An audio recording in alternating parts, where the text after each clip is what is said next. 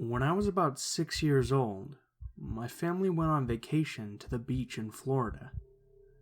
I'm a lot younger than my siblings, so while they were doing their own thing with their friends, I was stuck wherever my mom would take me. For the most part, we stayed in the extremely crowded pool area by our hotel, which had direct access to the beach. It's all a bit hazy, but at some point when I was swimming, I looked up to where my mom was supposed to be sitting, and she wasn't there. I was really attached to her, so I got out and started looking around for her. I scanned all the chairs, took a trip around the bar next to the pool, but I just couldn't find her. For some reason, 6-year-old me decided she'd gone for a walk on the beach without me, so I made my way out there looking for her.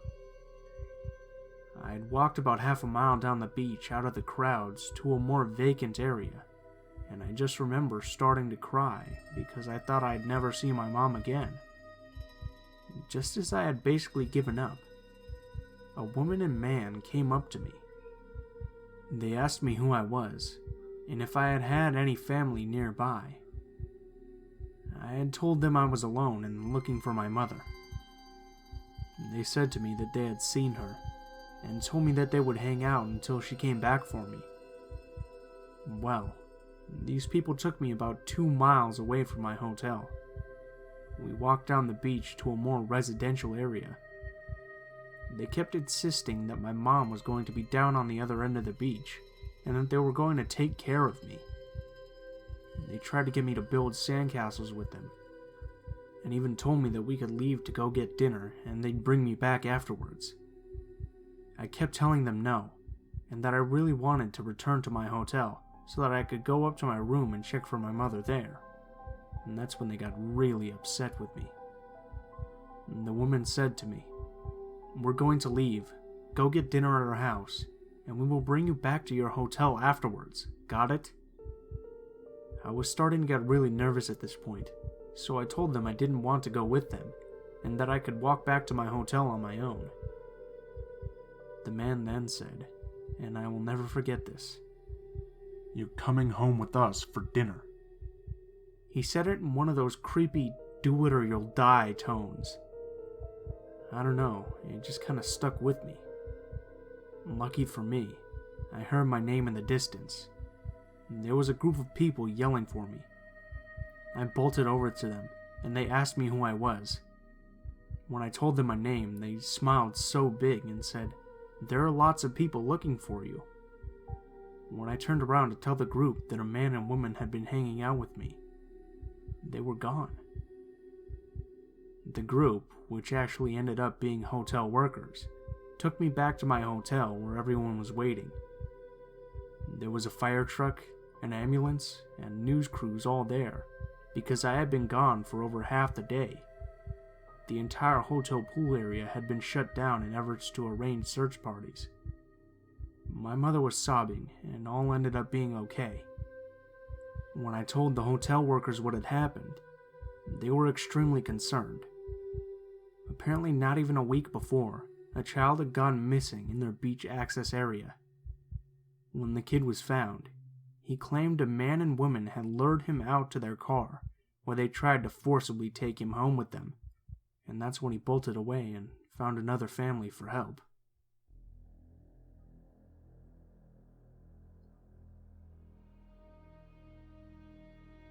I recently discovered this subreddit, and reading all the chilling stories made me reflect on some of the creepy events that have happened in my own life. There are a few of them, but there's one that stands out more than all the others. This happened when I was about 5 years old, and therefore naturally naive and ignorant to the world and all the kinds of people in it. I never thought much of it when I was young. It was just one of those weird occurrences that you'll occasionally reflect on and never get closure. As I got older and less naive and ignorant, it really started to freak me out when I would think back on the event. My whole family went to the beach one day when we still lived in California. My dad, mom, brother, and I spent half the day at this busy beach with a lot of people. but later on we split up and did different things. I don't remember why. I just know I was with my mom at a different beach, while my brother went off with my dad somewhere. This second beach was sparsely populated, and I remember thinking how strange it was to be at a part of a beach where I had all this room to run around and play by myself. I was happy, and all I really cared about was making sandcastles and looking for those tiny sand crabs to use as my minions. We were there for less than an hour before I noticed that my mom and I had become the only ones left on the beach.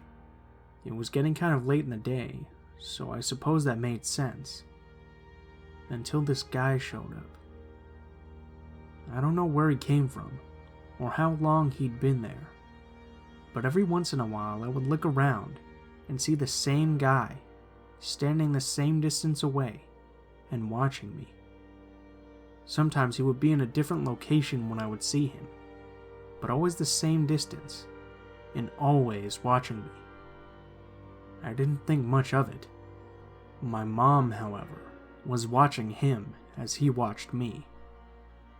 He was a big guy, a little overweight and probably in his 40s or 50s.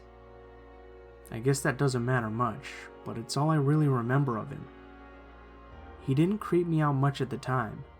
I just thought he was a little strange because he was there all by himself, and it didn't look like he was having any fun. Why would a complete stranger spend his day at the beach staring at a little kid anyway? I didn't get it, but I didn't care anyway. Eventually, my mom came up to me and told me we had to go. I didn't want to go yet because I wasn't done playing, but for some reason, she didn't sound very happy. Here's where she made a mistake though. Instead of immediately taking us back to our car so we could wait for my dad and brother to show up again, she took us to the public restroom so we could wash the sand off and use the toilet before leaving. There was no one else on the beach still, except the creepy guy, and certainly no one else in the restroom. Fortunately, she moved us pretty quick, and after a couple of minutes we were out and walking back to the car. When we got back to the car and looked back, we both saw the same creepy guy walk out of the restroom, the woman specifically, and stop at the entrance to stare at us. He wasn't in there when we were inside. I can only assume he snuck around a corner and slipped inside right after we left. Not sure how he didn't see us leave first. I just know he came out after us and watched us get back in the car. At that point, I was more than a little weirded out by him, but more so because my mom seemed really upset, and I'm really not used to her being upset. She seemed a little scared and wary, but like she was trying to hide most of it and act calm in front of me. We get in the car, lock the doors, and a few minutes later my dad and brother showed up so we could leave. I could hear her telling my dad what happened, but nothing was ever done about the guy. He disappeared after we got in our car, and since cell phones weren't very common or affordable at the time, it wasn't easy for us to call the police, so we just let it go. Obviously, I have no real proof that this guy was a pedophile, so the title might be a little misleading, but I'm confident enough to guess at what his intentions were. I'm so glad my mom was watching out for me, like a good mom would, because I certainly didn't have a clue what was going on. Every time I think back on it now, it makes me realize how easily and how severely my life could have changed direction, or maybe even ended prematurely.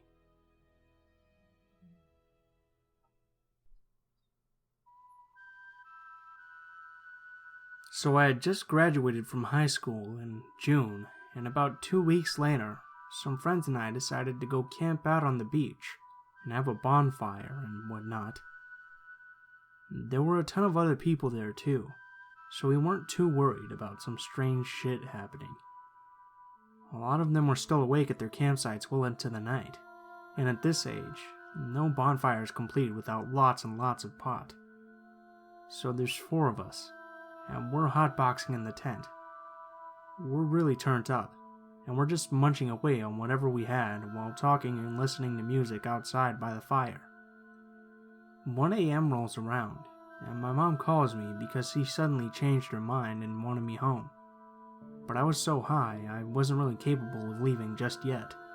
So I waited an hour, and we hop into my buddy's truck and tear up the beach on the 10-minute drive back to the parking lot where I left my car. We get there, I give everyone a hug goodbye, and they tell me to drive safe or just bite the bullet and stay with them so I'm safe. I tell them I'll just nap in my car for a bit so I can come down before driving. They leave, and I'm sitting in my car for about 15 minutes, but I just start getting creeped out. There seemed to be no one out in the entire city but me, and it was just so dark and eerie. It was unsettling to say the least, so I thought, fuck this, I'm getting out of here, at least to a well-lit place.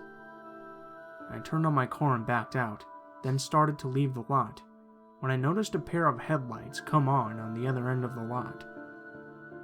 Shit, must be the police. Nope. I came to a stoplight and looked in my mirror. It was a black sedan. Okay, no big deal. Maybe they just happened to leave at the same time I did. Then, they started to take the same turns I was taking. I almost went through the back roads back to my town, but decided the freeway would be safer.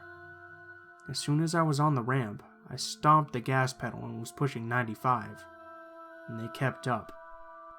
I tried switching lanes and falling back so I was behind them, but they did the same, so I just sped up again. And they followed me for the 20-minute drive back to my town. I made a bunch of turns and was finally able to lose them by quickly turning into a narrow road, hiding my car behind some trees and shutting it off. I rolled down the window just a bit, and watched as they stopped in the street I turned from, and got out of the car and looked around cluelessly. It was two guys that had to be in their 40s. My heart was racing so badly, and I was praying that they wouldn't spot me. They just got back in and drove off. I waited 10 minutes before getting back on the road. I made it home safe, and locked every door and window when I got inside. Needless to say, I didn't sleep that night, and I stared out my window all night, just in case they found me.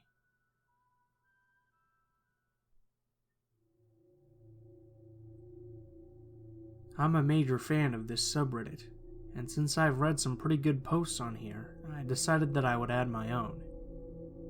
The story isn't necessarily that scary, but the time being, I was very frightened. Just to preface, this story happened when I was about 15 years old, so going on 4 years now. I had gone on a cruise with some family and friends. My parents had decided to invite everyone on a huge vacation to the Caribbean, since we had never really been out of the country before, and everyone was completely excited. We were set to visit the island of St. Thomas, St. Martin, and Puerto Rico, not in that particular order, and each morning during the week, we would dock just outside of the island's borders.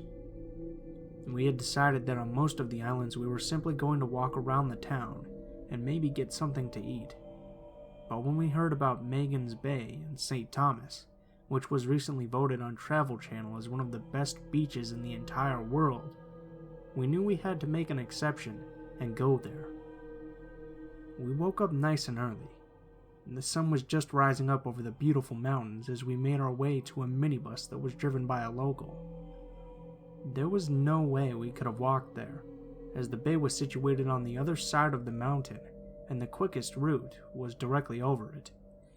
We needed to be back by midday approximately, so the bus driver was the best option. When we arrive at the beach, I'm particularly stunned by the sheer beauty of the locale. Everything was lush and green, and the sand was virtually pink. The water was just north of 75 degrees. Me and my friend Paul were in the water, swimming and talking and having a good time, when we heard it. From far away, we could faintly hear helicopter blades spinning. "That's odd," I said to Paul. "How would helicopter blades spinning like that make enough noise so that we could hear it from the other side of the mountain?" That's when it hit us. What we were hearing was either a helicopter with a motor the size of an Oldsmobile, or it was gunfire. Paul shifted uncomfortably in the water. "Don't think about it, dude," he told me, but I just couldn't get the thought of it out of my head. Whatever was making that noise, it had to have been a powerful assault rifle, because the noise was becoming rather sporadic as time went on. After a while, though, the noise completely stopped, and we went back to our families. After me and Paul had spent some more time swimming and scuba diving with my uncle for a while, we decided that we would amp up the fun and rent some kayaks. After we dragged the kayaks from the little hut and threw them into the water, we swam with them out to a reasonable distance and hopped in. Paul paddled up next to me and asked if I wanted to make a journey over to some mountains that were a little off in the distance, in the center of the bay. Like the adventurous young moron I was, I said yes, and we started paddling with reckless abandon towards the mountains. After paddling vigorously for about 15 minutes, however, our arms were completely numb. "Dylan," I shouted, "I can't go anymore, man. I need to rest." I turned around and saw his face was beet red. That's when I looked to the right and saw a little private beach. "Yo, I'm gonna go over there. We can pull the boats in and catch our breath on that tiny shore." We used the last of our strength to paddle over to the tiny private beach, and we dragged the kayaks onto the shore with us, when I noticed that the beaches had stairs running into the sides of the mountain. This is probably where I should explain that the entire bay was inset, so the houses are built on top of many cliffs overlooking the bay. From there, the houses had staircases that ran down to the beach, and there were 2 sets of stairs. One led to a majestic-looking house that was beautiful, yet we could not see the inside of it. However, the next house itself was clearly visible to us, because the living room wall was made entirely of glass. As we were looking up into the house admiring their beauty, someone came home. At first, we thought it was just a local. He walked briskly into the room, then oddly turned around to stare at the door. Then, just as frantically, about 9 other men entered the room with him. They quickly huddle in the center and pass something around to each of them, which could have easily been a drug deal, until we saw them stop, and Paul noticed one of the guys staring right at us down on the beach. All of them slowly turned around to face us one by one, and my heart froze in my chest. It was then that the first man went over to the door leading outside and opened it up to yell at us. I thought he was going to chastise us for being on the beach, but what he said made me start to realize this could have ended up much worse than it did. "Hey man," he yelled in a thick Caribbean accent from the backside of the porch. "Come on up. Let's talk for a little." At this point, me and Paul were frozen on the spot. "Paul," I whispered, "back away slowly, drag your kayak into the water, paddle, and don't look back." He was still yelling at us to come up until he screamed, "Fine!" It was at that point we saw him make for the staircase we were at, and 2 dudes in the living room followed suit. I had seen enough. Me and Paul raced towards our kayaks and frantically pushed them into the water, leaving enormous divots in the shoreline. I never looked back to see if they were chasing us. We paddled until we were back dead in the center of the bay, until we decided that we should head back to our parents. I don't know if it was just my young, foolish mind overreacting, but something in my gut to this day tells me that if we went up to that house, I probably would have never seen my parents again. To be honest, we might have even went up, if not for that gunfire earlier. I suppose they could have been nice. Who knows? But I wasn't willing to take that chance. We got back on the cruise ship later that night, but the memory still stays with me to this day.